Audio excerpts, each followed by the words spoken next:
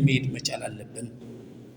አያችሁ የሞተው ሰው ምን አይነት ሰው ነው ስንል በአንድ ኔባይ ውስጥ ሁለት ተፈጥሮ ወይንም ደግሞ ሁለት ባህሪ የሌለው ነው የሞተው። ስጦታውስ በአንድ ኔባይ ውስጥ ፍጹም አምላክ ፍጹም ሰው የሆነ ማንነት ያለው ሊሞት የመጣው። ስለዚህ ስጦታው እንደበደሉ መጠን እንደዛው አይደለም የምንልበት አንድ ምክንያት አለን ማለት ነው። አያችሁ እሺ እንቀጥል። ስለዚህ ጴጥሮስ የመለሰው ስለ ክርስቶስ ነው። ክርስቶስን ይሄ እግዚአብሔርነቱ ወይም ይሄ የእግዚአብሔር ልጅነቱና የሰው ልጅነቱ ሳይለያይ በአንድ አካል ወይም በአንድ ኔባይ ስለሚገለጥ እግዚአብሔር ሰው በአንድ አካል ኔባይ ስለሚጠራ የጴጥሮስን መልስ ልክ ሆኖ እናገኘዋለን ማለት ነው። ከዚህ በፊት ያነሳናቸው የመዝሙር ምዕራፍ 8 ቁጥር 4 እና የዕብራውያን ምዕራፍ 2 ቁጥር 6 ተወራራሽ ጥቅሶች አሉ። ታስበው ዘንድ ሰው ምንድነው? ትጎበኘው ዘንድ የሰው ልጅ ምንድነው የሚል አይደለም። ያንን ዕብራውያን መጥቶ ሲፈታው እንመለከታለን። ታስበው ዘንድ ሰው ምንድነው? ትጎበኘው ዘንድ የሰው ልጅ ምንድነው ብሎ ሲጠይቅ ስለወደቀው ሰው አይደለም ጥያቄው የነበረው ነው። ዕብራውያን የፈታው በዛ ነው። ስለፊተኛው አዳም አይደለም ታስበው ዘንድ ሰው ምንድነው ብሎ የጠየቀው። ይኸውላችሁ ታስበው ዘንድ ሰው ምንድነው? ትጎበኘው ዘንድ የሰው ልጅ ምንድነው? ከመላእክት እጅግ ጥቂት አሳነስከው፣ በክብርና በምስጋና ዘውድ ከለልከው፣ በእጆችም ሥራ ሁሉ ላይ ሾምከው፣ ሁሉም ከእግሮቹ በታች አስገዛህለት ብሎ መዝሙር ምዕራፍ 8 ቁጥር 4 የተናገረውን ዕብራውያን 2:6 ነገር ግን አንዱ በአንድ ስፍራ ብሎ ተረጎሙ አይደል? ታስበው ዘንድ ሰው ምንድነው? ወይስ ትጎበኘው ዘንድ የሰው ልጅ ምንድነው? ከመላእክት ይልቅ በጥቂት አሳነስከው፣ የክብርና የምስጋና ዘውድ ጫንክለት፣ በእጆችም ሥራ ላይ ሾምከው፣ ሁሉም ከእግሮቹ በታች አስገዛህለት አለና በጣም ደስ የምትል የመጨረሻ መፍቻ ቃል ያስቀምጣል ማለት ነው።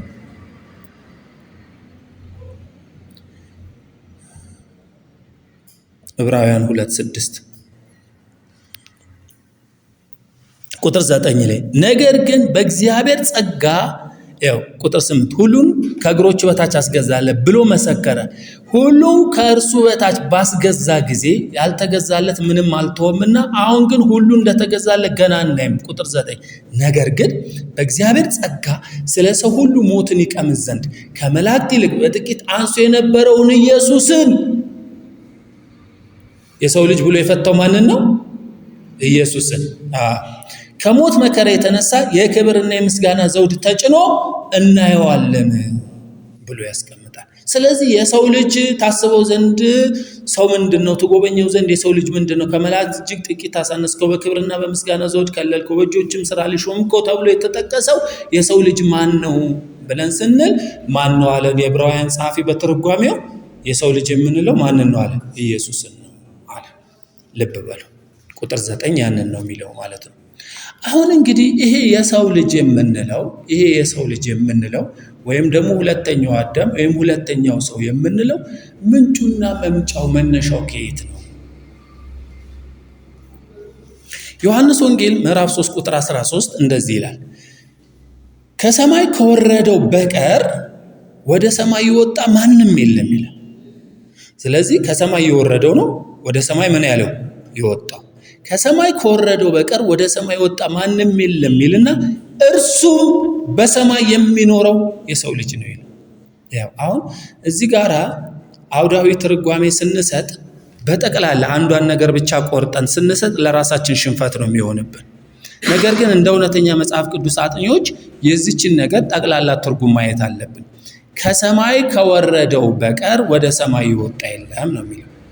ስለዚህ በትርጓሜያችን የምናስቀምጠው ከሰማይ የወረደው ነው ተመልሶ ወደ ሰማይ የወጣው ብሎ ነው። ስለዚህ እርሱም በሰማይ የሚኖረው የሰው ልጅ ነው ሲል ብዙዎቹ ይችን ብቻ ይቆርጡና ምን ይላሉ? አሁን የወጣው በሰውነቱ ስለሆነ አሁን በሰማይ የሚኖርበትን ለመናገር ነው ይላሉ። ይሄ ለራስ ሽንፈት መጋበዝ ነው። ምክንያቱም ከላይ ነግሮናል፣ ከሰማይ ከወረደው በቀር ወደ ሰማይ የወጣ ማንም የለም። ስለዚህ የወረደው ነው ተመልሶ ምን ያለው የወጣው እንጂ ያልወረደው አልወጣም። ስለዚህ አዳምን ይዘህ ለመውጣት እንዳትሞክር። መጀመሪያም አልወረደም ከሰማይ፣ ቀጥሎም ምን አይልም አይወጣም። አያችሁ። ስለዚህ ማን ነው የወጣው? የወረደው ነው የወጣው። 3:13 እሱን ነው የሚለው። ከዛ ይሄንኑ እስከ ዮሐንስ ወንጌል ምዕራፍ 6 የህይወት እንጀራ እኔ ነኝ፣ ከሰማይ የወረድኩ እንጀራ እኔ ነኝ እያለ የሚናገረው አውድ ውስጥ ይዞት ይገባና ዮሐንስ 6 ከ32 እስከ 63 ያለውን ያስቀምጣል። እኛ ቁጥር 62 ላይ ሄደን እንዲህ የሚል ቃል እናገኛለን። እንግዲህ የሰው ልጅ አስቀድሞ ወደ ነበረበት ሲወጣ ብታዩ እንዴት ይሆናል? እንግዲህ የሰው ልጅ የት ነው የወጣው? አስቀድሞ ወደ ነበረበት። እንግዲህ የሰው ልጅ አስቀድሞ ወደ ነበረበት ሲወጣ ብታዩ እንዴት ይሆናል? ሕይወትን የሚሰጥ መንፈስ ነው አለ። ስጋ ምንም አይጠቅምም። እኔ ነገርኳችሁ ቃል መንፈስ ነው ሕይወትም ነው አለ። እንግዲህ የሰው ልጅ አስቀድሞ ወደ ነበረበት ሲወጣ ብታዩ እንዴት ይሆናል? ሕይወትን የሚሰጥ መንፈስ ነው። ቅድም ብሎናል። አንደኛ ቆሮንቶስ ምዕራፍ 15 ከቁጥር 45 ጀምሮ ያነበብነው አይደል? ሁለተኛው አዳም ሕይወትን የሚሰጥ መንፈስ ሆነ ተብለናል አይደል? ስለዚህ እንግዲህ የሰው ልጅ አስቀድሞ ወደ ነበረበት ሲወጣ ብታዩ፣ አስቀድሞ የነበረ የት ነው? ከሰማይ ከወረደው በቀር ወደ ሰማይ የወጣ ማንም የለም። ስለዚህ አስቀድሞ የነበረው ቤት ነበረ፣ በሰማይ የነበረ ነው እግዚአብሔር የላከው ማለት ነው። ልብ በሉ። ስለዚህ ሕይወትን የሚሰጥ መንፈስ ነው። ስጋ ምንም አይጠቅምም። የትኛው ስጋ ነው የማይጠቅመው? ይሄ እንግዲህ አፈር ነህና ወደ አፈር የተባለው ስጋ ምንም አይጠቅምም። እኔ ነገርኳችሁ ቃል ምንድነው አለ? መንፈስ ነው ሕይወትም ነው። ስለዚህ ሁለት ሰዎች አሉ። ነገር ግን ሁለቱም ሰዎች ይሁኑ እንጂ ሁለቱም የተለያዩ ሰዎች ናቸው። ይሄ እምነት እንድታዳብሩ ፈልጋለሁ። ሁለት ሰዎች አሉ። ነገር ግን ሁለቱም ሰዎች ምን ያሉ ናቸው? የተለያዩ ናቸው። አንድ የሚሆኑበትን ነገር ሁለት አንኳር ነገር ቅድም ተነጋግረናል። ፊተኛው የሚሆኑ ኋለኛው አዳም ናቸው። ፊተኛው የሚሆኑ ኋለኛው ምን ተብለው ተጠርተዋል? ሰው። ይሄ ነው እንግዲህ የጋራ ነገራቸው እንጂ ሁለቱም የተለያዩ ናቸው። እሺ፣ ስለዚህ ከፊተኛው ሰው ይለያል ኋለኛው ሰው። የሁሉንም ሰው ኃጢአት መሸከም የቻለው ኋለኛው ሰው ነው። ቅድም ያለው ቁመና ያለው ማለት ነው። የፊተኛው አይነት ስላልሆነ ነው። አሁን በዚህ የፊተኛው ሰው እስቲ ትንሽ እንደው ወሰድ አድርገን ማንነቱን በምድር እያለ ምን ይመስል ነበር ብለን መመልከት ብንችል ጥሩ ነው። ማቴዎስ ወንጌል ምዕራፍ 17 አውጡ። ይሄ የፊተኛው ሰው የምንለው ማቴዎስ ወንጌል ምዕራፍ 17 ላይ ምን አይነት ቁመና አለ? ባለፈው ሳምንት ስለ ማቴዎስ ወንጌል ምዕራፍ 17ም ስንነጋገር ነበር አይደል? ጴጥሮስ የነገረንን ነገር በፊታችን እንደተለወጠ ክብሩን አየን ያለው ማቴዎስ ወንጌል ምዕራፍ 17 ከቁጥር 1 ጀምሮ። ከ6 ቀንም በኋላ ኢየሱስ ጴጥሮስንና ያዕቆብን ወንድሙንም ዮሐንስ ይዞ ወደ ረጅም ተራራ ብቻውን አወጣቸው። በፊታቸውም ተለወጠ፣ ፊቱም እንደ ፀሐይ በራ፣ ልብሱም እንደ ብርሃን ነጭ ሆነ። በፊታቸውም ምን አለ? ተለወጠ።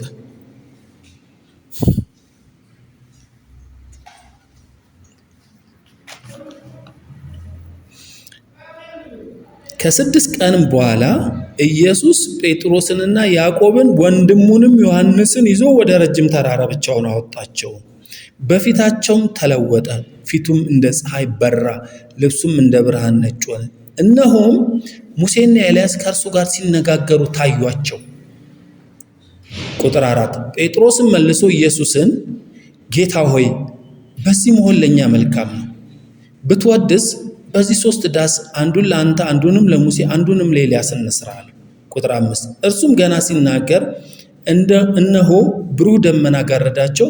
እነሆም ከደመናው በእርሱ ደስ የሚለኝ የምወደው ልጄ ይህ ነው፣ እርሱን ስሙት የሚል ድምፅ መጣ። ደቀ መዛሙርቱም ሰምተው በፊታቸው ወደቁ፣ እጅጉን ፈርተው ነበር። ያውላችሁ ማቴዎስ በነገረንና ጴጥሮስን በነገረን አውድ ስር ሄደን ስናየው ድምፁ ሳይመጣ በፊት ነው ኢየሱስ የተለወጠው። ስለዚህ ድምፁ አይደለም የለወጠው። ኢየሱስ እንደወጡ ምን አለ ነው የሚለው? ተለወጠ ነው የሚለው። ከዛ የሚገርም ነገር ነው የሆነው። ምንድን ነው የሚለው? በፊታቸው ተለወጠ ይልና ፊቱም እንደ ፀሐይ በራ ይላል፣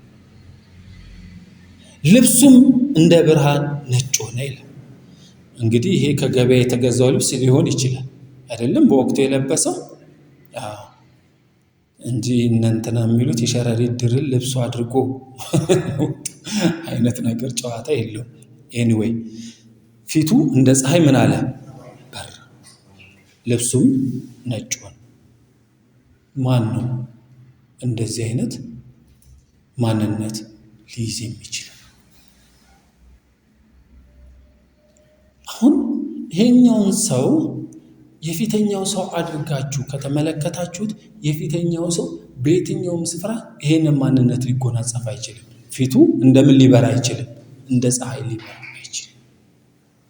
ለመጀመሪያ ጊዜ የሰው ፊት አብሮት ያየ ነው ከእግዚአብሔር ጋር 40 ቀንና 40 ሌሊት ተነጋግሮ ሲወጣ በፊቱ መጋረጃን ያደረገው ማን ነው? ሙሴ። የእሱ አይነት ክስተት እንዳይመስል። ያኛው ከነበረበት ሕልውና አንጻር ነው አይደል? ይሄ ግን ከማንነቱ አንጻር። ስለዚህ ከነበረበት ሕልውና ያገኘውንና እንደ መስታወት ያንጸባረቀው አንጸባረቀ ነው አይደል የሚለው? ሪፍሌክሽን ነው። ያ የሆነ ነገር ፊት ለፊቱ አገኘው፣ እሱም ምን ማለት ቻለ? ማንጸባረቅ ቻለ። ይሄኛው ግን ፊቱ እንደ ፀሐይ ምን አለ? በራ።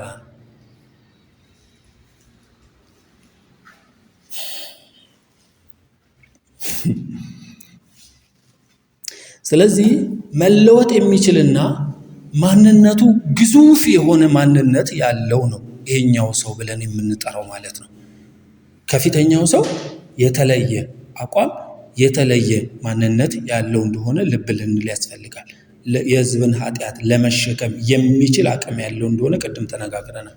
ስለዚህ የፊተኛው ሰው ከመሬት መሬታው ነው። ስለዚህ የሚስማማው ከመሬት በመሆኑ መሬታዊ እንጂ ሰማያዊ ነገር አይደለም። ስለዚህ የፊተኛው ሰው የቀደመው አዳም ከመሬት ስለሆነ እንዳለ የሚስማማው ምናዊ ነገር ነው? መሬታዊ ነገር ነው። ልብ በሉ። ለሰማይ የሚስማማ ማንነት ስለሌለው፣ ሰማይን ፊት የሚያደርግ ማንነት ስለሌለው ወደ ሰማይ እሱን ይዞ መውጣት አልቻለም። ምክንያቱም ከመሬት የሆነው መሬታዊ ነው፣ ከሰማይ የሆነው ምናዊ ነው? ሰማያዊ ነው። ሁለት ነው ያለው። አያችሁ።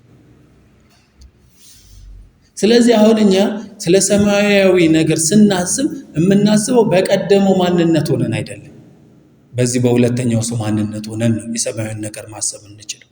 አሁን ብዙዎቹ ምን ይላሉ መሰላችሁ? ለምሳሌ ኤፌሶን 1:3 ሲተረጎም ምንድነው የሚሉት? በሰማያዊ ስፍራ በመንፈሳዊ በረከት የተባረከን የጌታችን የመድኃኒታችን ኢየሱስ።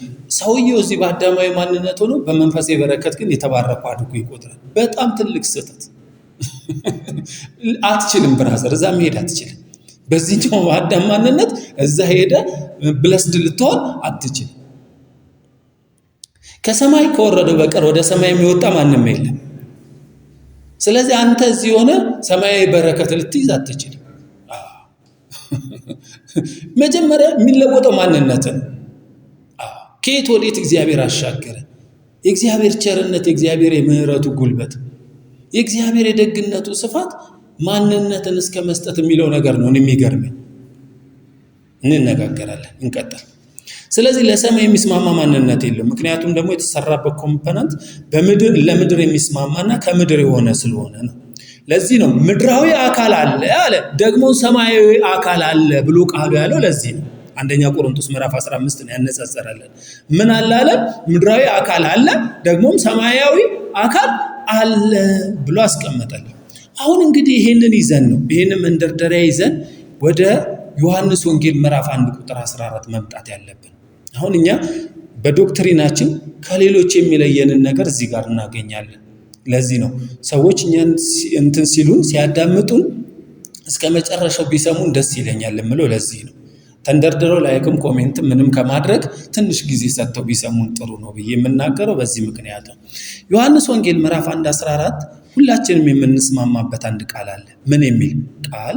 ሥጋ ሆነ እንጂ ቃል ከሥጋ ሆነ አይልም አይደል? ምንድን ነው የሚለው? ቃል ሥጋ ሆነ። በመጀመሪያ ቃል የነበረው በእግዚአብሔር ዘንድ የነበረው እግዚአብሔር የነበረው ምን ሆነ ነው የሚለን? ሥጋ ሆነ። እዚህ ጋራ ቃል ሥጋ ሆነ በሚለው ውስጥ ቃል ሰው ሆነ የሚል ቃል ይታያችኋል? ምንድን ነው የሚለው ቋንቋው? ቃል ሥጋ ሆነ። ስለዚህ መጽሐፉ የሰጠንን እንደወረደ የምንወስድ በጥሬው የምናኘክ ሰዎች ከሆንን ይሄንን በጥሬው ማኘክ አለብን። ምን ብለን? ቃል ሥጋ ሆነ እንጂ ቃል ሰው ሆነ ብለን መተርጎም የለብንም ማለት ነው። ምክንያቱም የሥጋንና የሰውነትን ነገር በደንብ ልናውቀው ያስፈልገናል። እሺ ስለዚህ እኛ ቃል ሰው ሆነን ብለን መተርጎም አንችልም። ያው ከቦታውም አይመጣውም አይደል? ከዋናውም አልመጣውም። እሱ ያለው ቃል ስጋ ሆነ ስላለ ቃል ሰው ሆነ ብለን የምተረጉም ከቦታው ምን አይለውም አይመጣውም።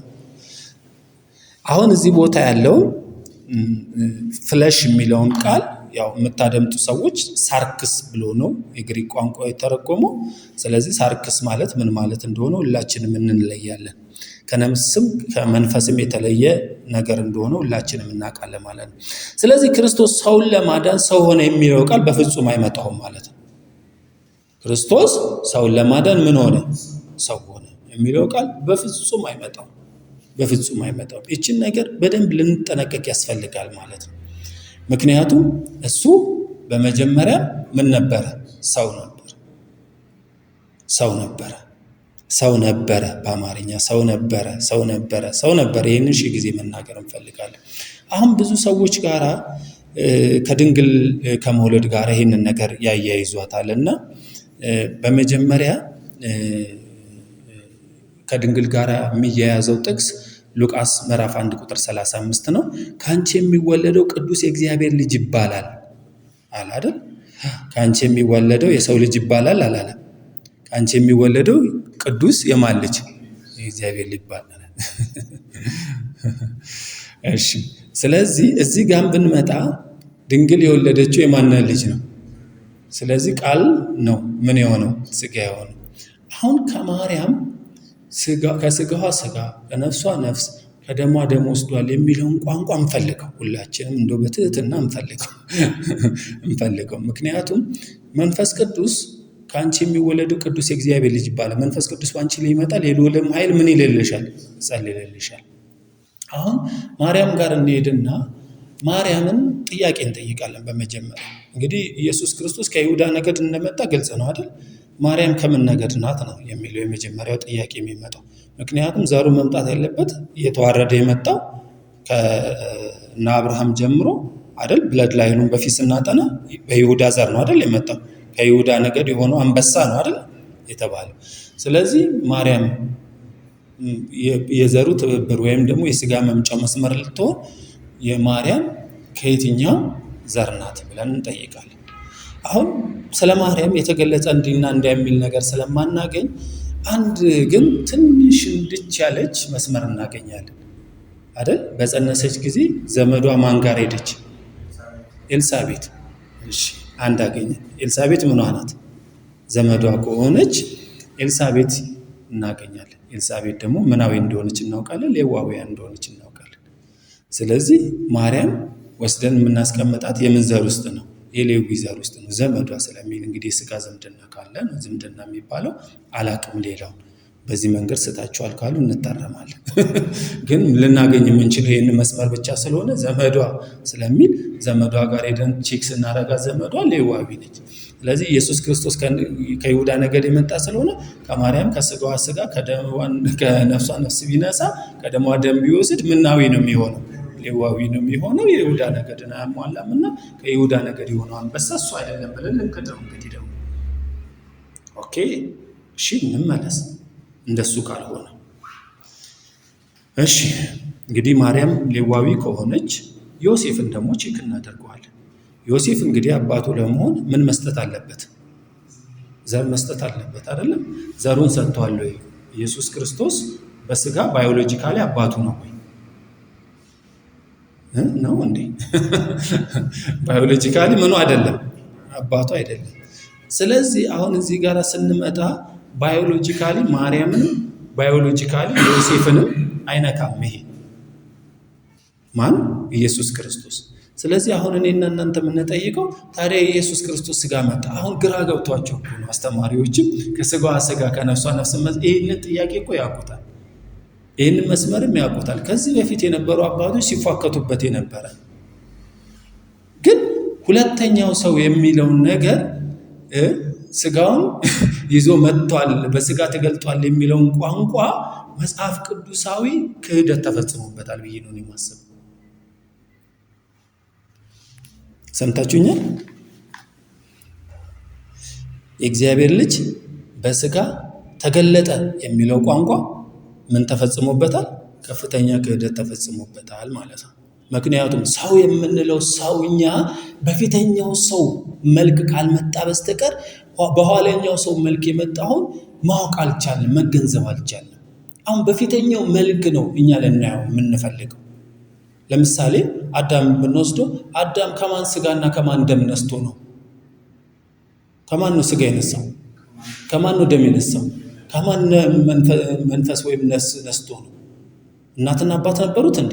አልነበሩትም አይደለም። ስለዚህ አዳም የነሳው ስጋና ደም የለም ማለት ነው። ተነሺ እንጂ ነሺ አይደለም እሱ ማለት ነው አይደለም።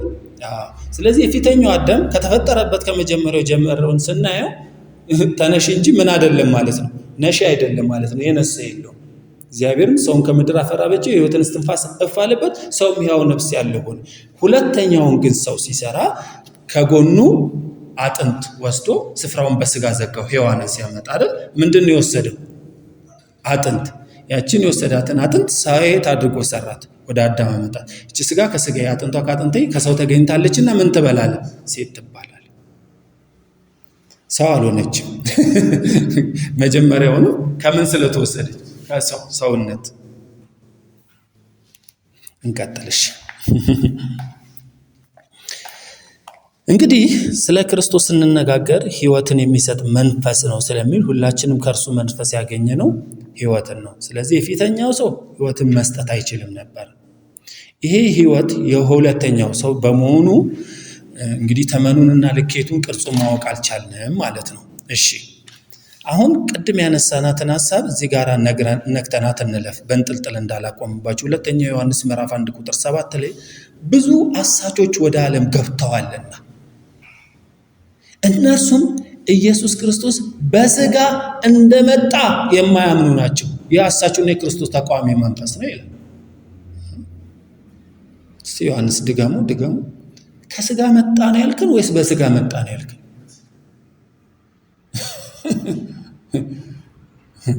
ብዙ አሳቾች ወደ ዓለም ገብተዋልና እነርሱም ኢየሱስ ክርስቶስ በስጋ እንደመጣ የማያምኑ ናቸው። ይህ አሳቹና የክርስቶስ ተቃዋሚ ነው።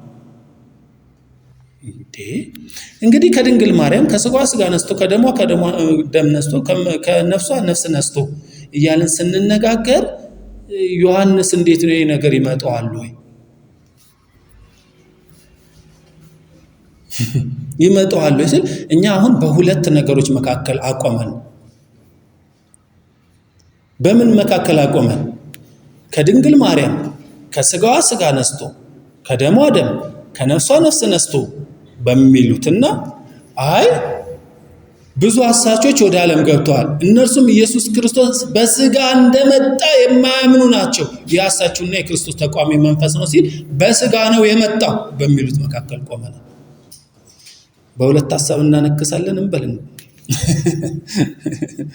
ስለዚህ ቃል ስጋ ሆነ ስላለ ይህንን ነገር መፍቻ ሌላ ነገር ያስፈልገናል። ቃል ስጋ ሆነ ስላለ መፍቻ ያስፈልገናል። ቃል ስጋን ተካፈለ፣ ቃል ስጋን ነሳ አላለም። ቃል ስጋ ሆነ ነው ያለን። እሺ አንደኛ ዮሐንስ 4:2-3 መልሶ ዮሐንስ ይህንን ቃል ይናገራል። ምን ብሎ ይናገራል? ኢየሱስ ክርስቶስ በስጋ እንደመጣ የሚታመን መንፈስ ሁሉ ከእግዚአብሔር ነው። በምን እንደመጣ አለ? በስጋ እንደመጣ የሚታመን። በስጋ መጣ የሚለው ከየት ነው የመጣው ብለናል ቅድም። ከሰማይ ከወረደው በቀር ወደ ሰማይ የወጣ ማንም የለም። ስለዚህ እኛ ምን ብለን አሰብን? ከሰማይ ይዞ የመጣውን ይዞ ወደ ሰማይ የገባው። ምክንያቱም ይሄኛው ስጋ ሊገባ አይችልም። ከመሬት መሬታዊ ነው አይደል? ምድራዊ አካል አለ፣ ሰማያዊ አካል አለ። አሁን የሰማያዊ አካል ክብር ልዩ ነው፣ የምድራዊም አካል ክብር ልዩ ነው። ሁለቱ በጋራ ልናደርጋቸው አንችልም። አሁን የአብዛኞቻችን መሰረታዊ ክርስትናን ስናጠና አብሮ የመጣብን ጉዳይ ምንድን ነው? የጋራ የሆነ ነገር ፈጠርንላቸው። ስጋን በመካፈል የጋራ ነገር ፈጠርን። ኦኬ፣ ሰማይንና ምድርን አገጣጠም ነው ማለት ነው አይደለም? ከዚህኛው አዳም ከፊተኛው አዳም የኋለኛው አዳም ሲመጣ ከስጋው ምን ብሏል? ነስቷል ሲል የጋራ የሆነ ነገር ነው። ግን አንደኛ ቆሮንቶስ 15 ግን ምንም የጋራ ነገር ሳያስቀምጥላቸው ምድራዊ አካል አለ፣ ሰማያዊ አካል አለ። የምድራዊ አካል ክብር ልዩ ነው፣ የሰማያዊ አካል ምድራዊ እንደሆኑት መሬታዊ እንደሆኑት መሬታዊ የሆኑት እንደዛው ናቸው። ሰማያዊ የሆነው ደግሞ ሰማያዊ የሆኑት ደግሞ እንደዛው ናቸው። ምንም የጋራ ነገር አላስቀምጠላቸው የሚገናኙበት። አያችሁ አንደኛ ዮሐንስ 4:2-3 ኢየሱስ ክርስቶስ በስጋ እንደመጣ የሚታመን። አሁን እዚች ጋራ በንን ወስደን ከብንላት ይገጥም ነበር። ሰምታችሁኛል? ቋንቋ ራሱ የራሱ አገባብ የራሱ ሰዋሰው አለው አይደል?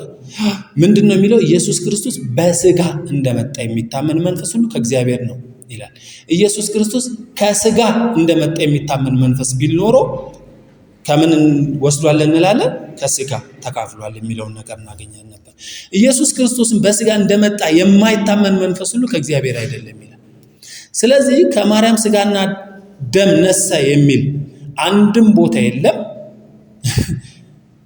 እኛ ግን አሁን ለምሳሌ የዕብራውያን ምዕራፍ 2 ቁጥር 14 ተርጓሜ ነው ወደ ማርያም ስጋ የወሰደን እንጂ ሌላ ተመሳሳይ ነገር ተቀምጦ አናገኝም።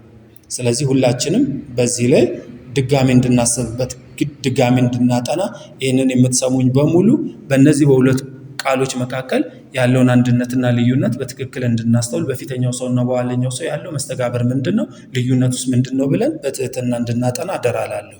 እሺ፣ ምክንያቱም ከማርያም ስጋና ደም ነሳ የሚለው በተጓዳኝ ሐሳቦች ነው ልናመጣው የምንፈልገው እንጂ ቃል በቃል የሆነ ነገር ስለሌለ በተጓዳኝ የተቀመጡትን ነገሮች በደንብ ሄደን ማጥናት አለብን። ከሷ የተካፈለው በምን መልኩ ነው፣ እንዴት ነው የተካፈለው የሚለውን ነገር በደንብ ማወቅ አለብን። እሺ እንቀጥል።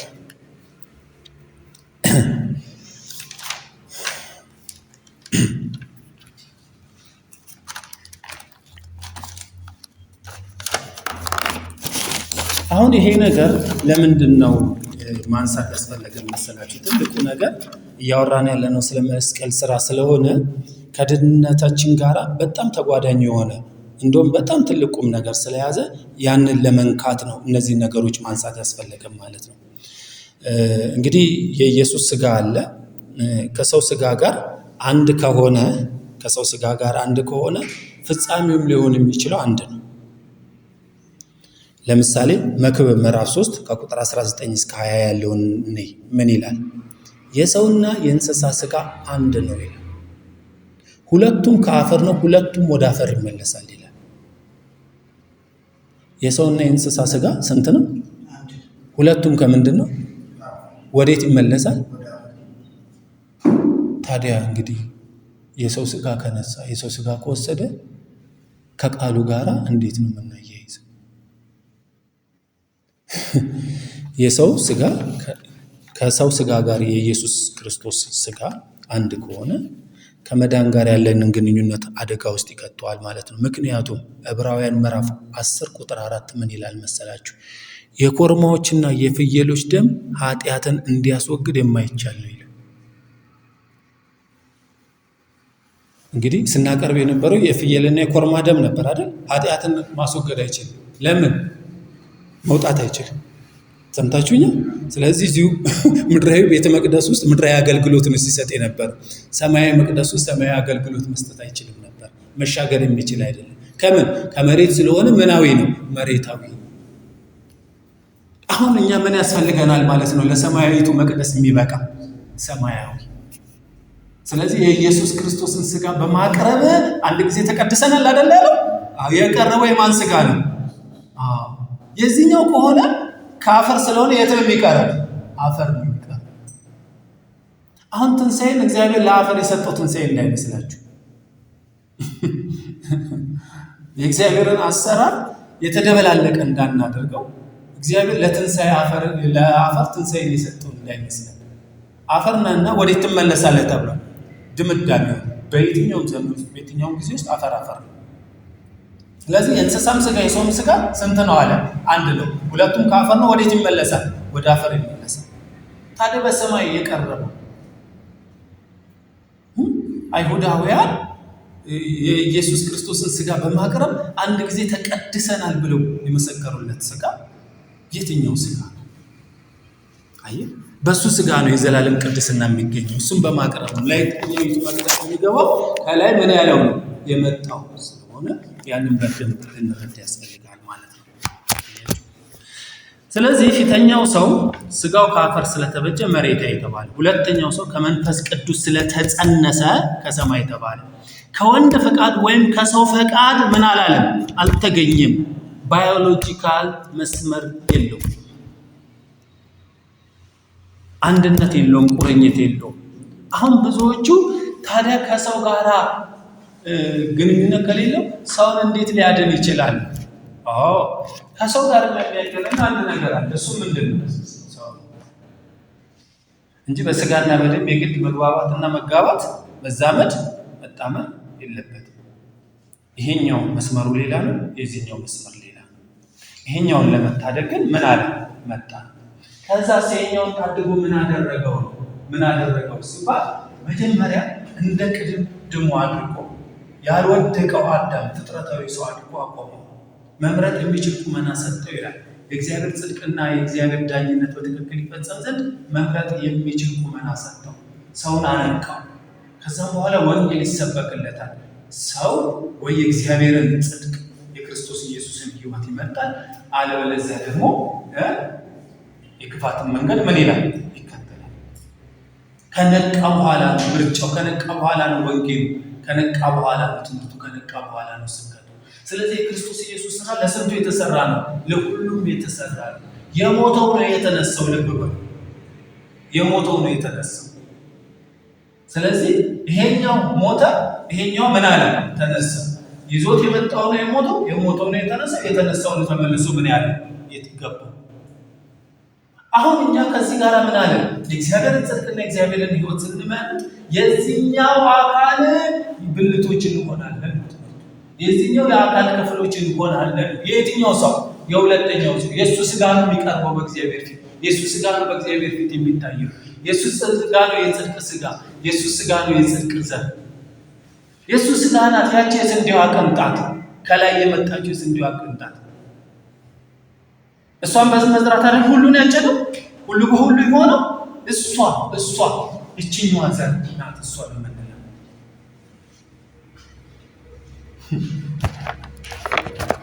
ስለዚህ ሁላችንም ከዮሴፍና ከማርያም ጋር ያለውን ባዮሎጂካል ግንኙነት በደንብ እናጥና።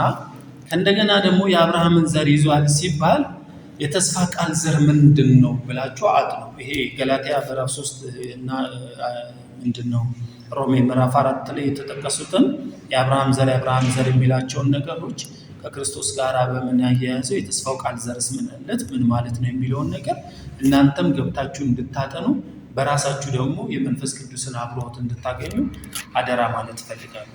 ስለዚህ የክርስቶስ ኢየሱስ ስጋ ሲመጣ እዚህ ጋር የመለኮት ደም ፈሷል ብለን እንናገረው። እንዴት ነው የመለኮት ደም እዚህ ጋር የፈሰሰው? እግዚአብሔር በገዛ ደሙ የዋጃትን እግዚአብሔርን ቤተክርስቲያን ተጠብቋል። እንዴ እግዚአብሔር በየትኛው በኩል ነው ደሙን ያፈሰሰው ስንል በዚህ በክርስቶስ ኢየሱስ ስጋ፣ በክርስቶስ ኢየሱስ ስጋ። እሱ በምን ተገልጧል? እግዚአብሔር በስጋ አልተገለጠም እንዴ? ተገልጧል። ከዚህ በፊት ብለናል አይደል? አንደኛ ጢሞቴዎስ ምዕራፍ 3 እግዚአብሔርን የመምሰል ሚስጥር ያለ ጥርጥር ታላቅ ነው። በስጋ ምን ያለ ነው? ተገለጠ። በስጋ የተገለጠ። ስለዚህ በስጋ የተገለጠ እግዚአብሔር ስለሆነ በመስቀል ላይ ምኑን ማፍሰስ ችሏል? እግዚአብሔር ልጅ የሰው ልጅ በአንድ አካል በአንድ ኔባይ ስለተጠራ ደሙ ማፍሰስ ችሏልና ሰውን ለመታደግ የገባበትን ለማድረግ የተከፈለው ክፍያ ከፍተኛ ነው። እግዚአብሔር ደሙን በክርስቶስ ኢየሱስ ማፍሰስ እስኪችል ድረስ ያደረሰው ነው። ስለዚህ እግዚአብሔር የሰው ልጆች ኃጢአትና በደል መተላለፍ በዚህ ክፍያ መሰረት ከደመደመ በኋላ ለሰው ልጅ ዳግመኛ ዕድልን ሰጠው። ያን ዳግመኛ ዕድል ሰው ተጠቅሞ እግዚአብሔርን ጽድቅና የእግዚአብሔርን ሕይወት አግኝቶ ማንነቱ ይለወጣል። ስለዚህ የቀደመው አይነት ሰውና የቀደመው አይነት ቁመና ሳይኖረው ሰው በአንዱ አካልና ቁመና ውስጥ ገብቶ ይቆጠራል። ያንንም ምን ብለን እንጠራዋለን? ክርስቶስ ኢየሱስ የቤተ ክርስቲያን ራስ ነው። ቤተ ክርስቲያን ደግሞ አካሉ ነው፣ ሁሉም በሁሉ የሚሞላ የእሱ ምኑ ናት? ሙላቱ ናት። ስለዚህ አሁን ወንጌል የሚሰበከው እስከሚችሉ ሙላቱ እስኪሆን ድረስ። ሙላቱ የሚመጣው በምንድን ነው ሲባል እነዚህ ሰዎች ዳግመኛ ወንጌል የሚሰበክላቸው ሰዎች እያመኑ በክርስቶስ ኢየሱስ አካል ውስጥ ገብተው የአካሉ ብልቶች እየሆኑ ሲመጡ እግዚአብሔር ሙላትን ይሰጠዋል እንጂ የቀደመው አይነት ማንነት ይዘን በዚህኛው እንትን ውስጥ በክርስቶስ ኢየሱስ ማንነት ውስጥ ሌላ ማንነት ይዘን ልንገኝ አንችልም። ስለዚህ ክርስቶስ ኢየሱስ የተነሳው ክርስቶስን በዙፋን የተቀመጠ አድርገን አንድ ብለን ብንቆጥረው እኛ እንደዚህ እያለ ሌላ ማንነት ይዘን አንሄድም። ይህ ስህተት ነው። ሁላችንም የምንገባው በአንዱ ውስጥ ነው። የሚቆጠረው አንዱ ነው። በእግዚአብሔር ፊት ያለው አንዱ ነው። ይኸው ሞቶ ስለ ሁላችን አንዱ ስለ ሁላችን ነው የሞተው። አንዱ ስለ ሁላችን ለሞት ሁላችን በአንዱ እንደሞትን በአንዱ ነው የምንቆጠረው። በአንድ ኔባይ ነው የምንታወቀው። በአንድ ኔባይ ነው እግዚአብሔር የተቀበለን የሚለውን ወንጌል ከእንደገና እንድትሰሙት አደራ ማለት እፈልጋለሁ። ምክንያቱም ይሄ ነገር ከድህነታችን ጋር በጣም ስለሚቆራኝ የተቆረሰልን ስጋ ከሰማይ የመጣው እንጀራ ምን አይነት እንጀራ እንደሆነ በትክክል ካልተገነዘብን በስተቀር ትንሽ ይከብደናል። ምክንያቱም ወደፊት ስለ ሀጋዳው ስናወራ ስለ ጌታ እራት የሚባለው ነገር ስናወራ ነገሩ ይከብድብናልና ነገሩ ሳይከብድብን ሳይቃጠል ቅጠል የሚባል ነገር አለና እዚህ ጋር ትንሽ ያዝ እናድርገው። እስቲ ዮሐንስ ወንጌል ምዕራፍ 6ን አውጡና ትንሽ አየት አድርገን መደገፊያ ልስጣችሁ ለሚሰሙንም ሰዎችና ወደ መደምደሚያው እንሄዳለን።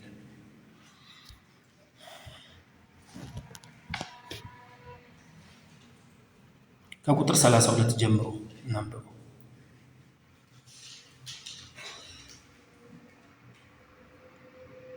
ስድስት 32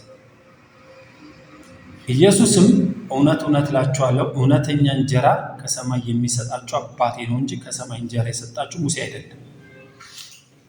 የእግዚአብሔር እንጀራ ከየት የሚወርድ ነው የሚለው ከሰማይ የሚወርድ ለዓለምም ሕይወትን የሚሰጥ ነውና አላቸው። ምንድን ነው ያለው? ኢየሱስም እንዲህ አላቸው፣ የሕይወት እንጀራ እኔ ነኝ። እሺ ከፍ ብለን እናንብብ። የእግዚአብሔር እንጀራ ቁጥር 33 ከሰማይ የሚወርድ ለዓለምም ሕይወትን የሚሰጥ ነውና አላቸው። ስለዚህ ጌታ ሆይ ይህን እንጀራ ዘውትር ስጠን አሉት። ከእግዚአብሔር የሚመጣ እንጀራ አይደል? እሱ ምን ይሰጣል? ሕይወት ይሰጣል። ስለዚህ ጌታ ሆይ ይህን እንጀራ ሕይወት የሚሰጥ ከሆነ ዕለት ዕለት ምን በለን አሉት? ዘውትር ስጠን አሉት። ዘውትር ማለት ያው ዕለት ዕለት ማለት ነው። ኢየሱስም እንዲህ አላቸው፣ የሕይወት እንጀራ እኔ ነኝ። ወደ እኔ የሚመጣ ከቶ አይራብም፣ በእኔ የሚያምንም ሁልጊዜ ከቶ አይጠማም። ኦኬ መጥተሃል። እሺ የሕይወት እንጀራ እኔ ነኝ። የሕይወት እንጀራ አንተ ነህ። ግን ከየት ነው የመጣው? ምን አለ መነሻው? የእግዚአብሔር እንጀራ ከሰማይ የሚወርድ ለዓለምም ሕይወትን የሚሰጥ ነው አላቸው። ለዓለም እንጀራ የሚሰጠው ወይም ደግሞ ለዓለም የወረደው እንጀራ ሕይወትን የሚሰጠው እኔ ነኝ። ኢየሱስም እንዲህ አላቸው፣ የሕይወት እንጀራ እኔ ነኝ። ወደ እኔ የሚመጣ ከቶ አይራብም፣ በእኔም የሚያምን ሁልጊዜ ከቶ ምን አይልም? አይጠማም። ነገር ግን አይታችሁ እንዳላመናችሁ አልኳቸው። አብ የሚሰጠኝ ሁሉ ወደ እኔ ይመጣል፣ ወደ እኔም የሚመጣውን ከቶ ወደ ውጭ አላወጣውም። ፈቃዴን ለማድረግ አይደለም እንጂ የላከኝ ፈቃድ ለማድረግ ከሰማይ ወርጃለሁና። ከየት ነው የወረደው? ፈቃዴን ለማድረግ አይደለም እንጂ የላከኝን ፈቃድ ለማድረግ ከሰማይ ወርጃለሁና።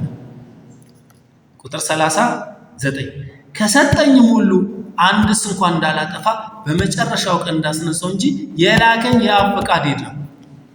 ስለዚህ ተልኳል። የተላኩት ከየት ነው አለ? ከሰማይ። ወርጃለሁ፣ የወረድኩት ከየት ነው አለ? ከሰማይ። እንቀጥል። ልጅንም አይቶ በእርሱ የሚያምን ሁሉ የዘላለም ሕይወትን እንዲያገኝ የአባቴ ፈቃድ ነው፣ እኔም በመጨረሻ ቀን አስነሳዋለሁ። እንግዲህ አይሁድ ከሰማይ የወረደ እንጀራ እኔ ነኝ ስላለ ስለ እሱ አንጎራጎሩ። አሁን እኛም እያንጎራጎረን ያለ ነው በዚህ ምክንያት። ከየት ነው የመጣሁት አለ? ከሰማይ የወረደ እንጀራ እኔ ነኝ አለ። አይሁድ ያንጎራጎሩት እንዴት ከሰማይ የወረደ እንጀራ እኔ ነኝ ይላል?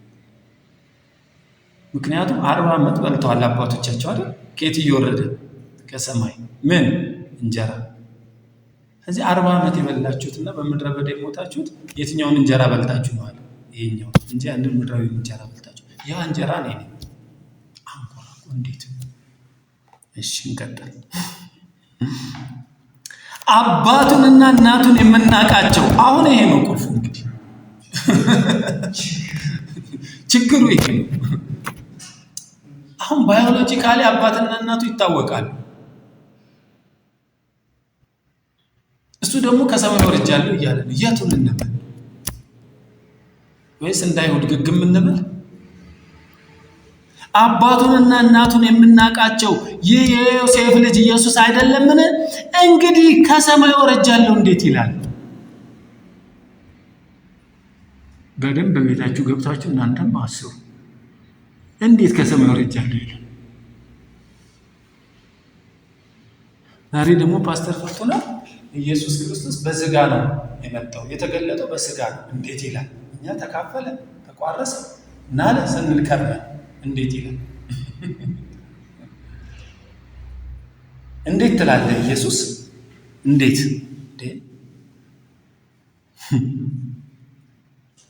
እንግዲህ አይሁድ ከሰማይ የወረደ እንጀራ እኔ ነኝ ስላለ ስለ እርሱ አንጎራጎሩና አባቱንና እናቱን የምናውቃቸው ይህ የዮሴፍ ልጅ ኢየሱስ አይደለምን? እንግዲህ ከሰማይ ወርጃለሁ እንዴት ይላል? አሁን እዚህ ጋር ኢየሱስ ክርስቶስ ከሰማይ የወረደ እንጀራ አለ እንጂ መንፈሴ ከሰማይ ነው ስጋዬ ከምድር ነው ምናምን እያለ አለ እንዴ? አሁን እንደዛ እያልን ነው የምናጠነው? መንፈሱ ከላይ ስጋው ከታች ምናምን እያልን ነው እንዴ የምናጠነው? ወርጃለሁ ሲል ስለ መለማ ማንነቱ ነው አይደል የተናገረው? እሺ ኢየሱስም መለሳላቸው፣ እርስ በርሳችሁ አታንጎራጉሩ። የላከኝ አብ ከሳቡ በቀር ወደ እኔ ሊመጣ የሚችል የለም። እርስ በርሳችሁ ምን አትበሉ፣ ከሰማይ ወርጃለሁ። እነዚህ አባቱንና እናቱን የምናውቃቸው ይሄ ነው እያላችሁ እርስ በርሳችሁ ምን አትበሉ፣ አታንጎራ። የላከኝ አብ ከሳበው በቀር ወደ እኔ ሊመጣ የሚችል ማንም የለም። ይሄ ነገር ልታብራራው አትችል። ስለዚህ ማን ሊስበው ያስፈልጋል? አብ። እሺ ሊመጣ የሚችል የለም፣ እኔም በመጨረሻ ቀን አስነሳዋለሁ። ቁጥር 45 ሁሉም ከእግዚአብሔር የተማሩ ይሆናሉ ተብሎ በነቢያት ተጽፏል። እንግዲህ ከአብ የሰማ የተማረ ሁሉ ወደ እኔ ይመጣል። ክብር ለእግዚአብሔር። የሰው ቴዎሎጂ የሰው ምናምን ሎጂ አይደለም። ከአብ የሰማ የተማረም ወደ እኔ ይመጣል። አሁን ለዛ ነው እንግዲህ መንፈስ ቅዱስ ይህንን ነገር ያብራል። ነገሩ ከማን ዘንድ ስለሆነ? ከአብ ዘንድ ስለሆነ እሱ ነው የሚያስተምረው፣ እሱ ነው የሚያበራ፣ እሱ ነው የሚያበራራል ነገሩ እንጂ በሰው አእምሮ እንዴት ትልና ታንጎራጎራል። ስለዚህ ከማንጎራጎር እንዲያወጣ እግዚአብሔር መገለጥ ለሁላችንም ያስፈልገናል ማለት ነው። እሺ አብን ያየ ማንም የለም ከእግዚአብሔር ከሆነ በቀር እሱ አብን አይቷል። እውነት እውነት እላችኋለሁ በእኔ የሚያምን የዘላለም ሕይወት አለው። የሕይወት እንጀራ እኔ ነኝ። የሕይወት እንጀራ እኔ ነኝ። አባቶቻችሁ በምድረ በዳ መና በሉ ሞቱ። ሰው ከእርሱ በልቶ እንዳይሞት ከሰማይ አሁን የወረደ እንጀራ ይህ ነው። ከሰማይ የወረደው ሕያው እንጀራ እኔ ነኝ። ሰው ከዚህ እንጀራ ቢበላ ለዘላለም ይኖራል። እኔም ስለ ዓለም ሕይወት የምሰጠው እንጀራ ሥጋዬ ነው። ኦ ማይ ጉድነስ! ተው ኢየሱስ፣ እንደዛው ብትተው ይሻል ነበር። ወደ ሥጋው አትመጣ። እንጀራ አለና መጨረሻ ላይ አፈረጠው አይደል? ለዓለም የምሰጠው እንጀራ ምን ነው አለ? ሥጋዬ ነው። ከሰማይ የወረደ ሕያው እንጀራ እኔ ነኝ። ሰው ከዚህ እንጀራ ቢበላ ለዘላለም ይኖራል። እኔም ስለ ዓለም ሕይወት የምሰጠው እንጀራ ሥጋዬ ነው። ስለ ዓለም ሕይወት የምሰጠው እንጀራ ምን ነው አለ? ሥጋዬ ነው። እንግዲህ አይሁድ ይህ ሰው ሥጋውን ልንበላ ይሰጠን ዘንድ እንዴት ይችላል ብለው እርስ በርስ ተከራከሩ። ስለዚህ ኢየሱስ እንዲህ አላቸው፣ እውነት እውነት እላችኋለሁ የሰውን ልጅ ሥጋ ካልበላችሁ፣ ኦ ማይ ጋድ፣ ደሙን ካልጠጣችሁ በራሳችሁ ሕይወት የላችሁ። ሥጋዬን የሚበላ ደሜን የሚጠጣ የዘላለም ሕይወት አለው፣ እኔም በመጨረሻ ቀን አስነሳዋለሁ። ሥጋዬ እውነተኛ መብል ደሜም እውነተኛ መጠጥ ነውና ሥጋዬን የሚበላ ደሜን የሚጠጣ በእኔ ይኖራል፣ እኔም በእርሱ እኖራለሁ። ሕያው አብ እንደላከኝ እኔም ከአብ የተነሳ ሕያው እንደምሆን እንዲሁ የሚበላኝ ደግሞ ከእኔ የተነሳ ሕያው ይሆናል። ከሰማይ የወረደ እንጀራ ይህ ነው። እኔ ይህ ነው ሲል እንዲህ እያለ የሚናገር ነው የሚመስለኝ። ይቅርታ አድርጉልኝ። ከሰማይ የወረደ እንጀራ ይህ ነው፣ አባቶቻችሁ መና በልተው እንደሞቱ አይደለም፣ ይህን እንጀራ የሚበላ ለዘላለም ይኖራል። በቅፍርናሆም ሲያስተምር ይህም በምኩራብ አለ። ከደቀ መዛሙርቶች ብዙዎች በሰሙ ጊዜ ይህ የሚያስጨንቅ ንግግር ነው፣ ማን ሊሰማው ይችላል አሉ።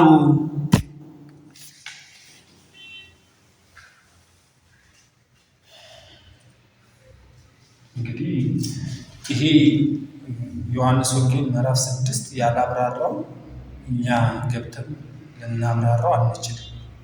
ስለዚህ ቃል በቃል የተጻፉትን ነገሮች እንዲህ ሊፈልጎ ነው እንዲያ ሊፈልጎ ነው ከምንል መጀመሪያ ቃል በቃል የተጻፉትን ነገሮች ይጎንና እነሱ አልገባን ካሉ እነሱ አልብራራልን ካሉ ተጓዳኝ ምክንያቶች ጋር እንሄዳለን ማለት ነው።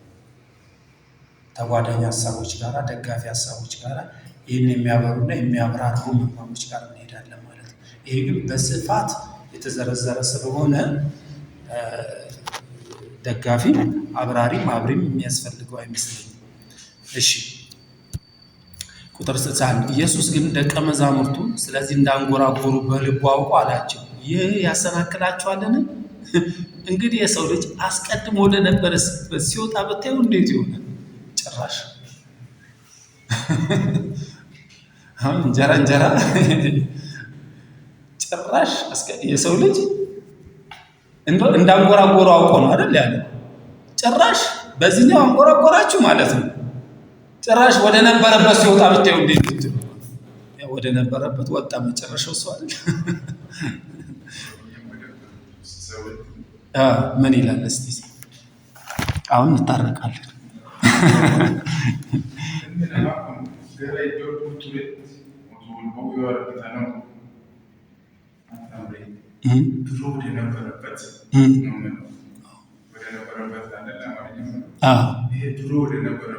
ሲወጣ ብታዩ ድሮ ወደ ነበረበት ነው ሄደው። የሰው ልጅ ይሄኛው የቀድሞ አንደኛ ቆሮንቶስ ምዕራፍ 15 የተጠቀሰው የሰው ልጅ እሱ ነው። እንግዲህ የሰው ልጅ አስቀድሞ ወደ ነበረበት ሲወጣ ብታዩ እንዴት ይሆናል? ሕይወትን የሚሰጥ መንፈስ ነው፣ ስጋ ምንም አይጠቅምም። እኔ ነገርኳችሁ ቃል መንፈስ ነው ሕይወትም ነው። ነገር ግን ከእናንተ የማያምኑ አሉ አለ።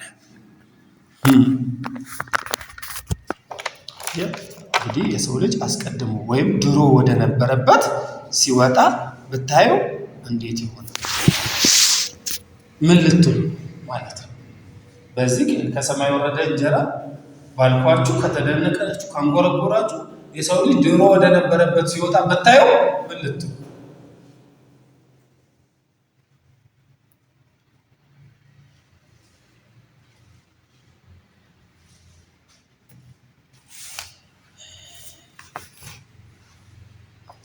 ስለዚህ ወንድሞቼ ክርስቶስ ኢየሱስ በመጣበት ነው ሄደው ከሰማይ የወረደው ነው ወደ ሰማይ ተመልሶ የወጣው።